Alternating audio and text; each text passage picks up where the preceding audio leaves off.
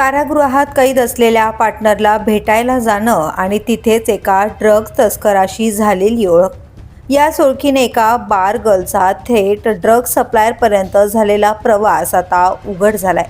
Ashwini Paul मूळची पुण्याची, शिक्षण 10वीपर्यंत. 2012मध्ये नोकरीच्या शोधात मुंबईत आलेली आणि बारगर्ल म्हणून काम करताना तिचं आयुष्य वेगळ्याच वळणावर गेलं. कारागृहात पार्टनरला भेटताना तिची ओळख झाली ड्रग्ज तस्कर इरफान अन्सारीशी आणि जास्तीच्या पैशांच्या लालसेने ती थेट पार्टी ड्रगच्या साखळीत ओढली गेली.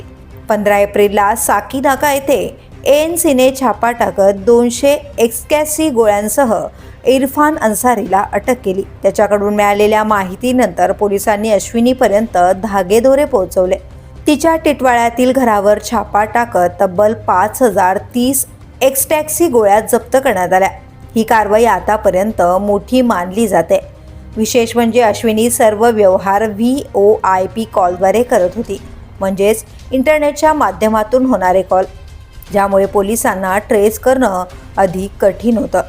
1,500 ते 2,000 रुपयात विकल्या जाणाऱ्या या गोळ्यांसाठी कॉलेजमधील तरुण हे सॉफ्ट टार्गेट ठरत होते. मुंबई, ठाणे, नवी मुंबई, पालघर, मीरा रोडपर्यंत तिचं जाळं पसरल्याचा संशय व्यक्त केला जातोय. आता तिच्या मोबाईलमधील डेटाच्या आधारे ती कोणाच्या संपर्कात होती आणि या रॅकेटमागे नेमकं कोण आहे याचा तपास सुरू आहे. या प्रकरणातून पुन्हा एकदा स्पष्ट होतंय की ड्रगचं जाळं किती खोलवर रुजलं आहे आणि त्यामागे मोठ्या रॅकेटचा हात असल्याची शक्यता पोलिसांनी व्यक्त केली. The police news bureau, Mumbai.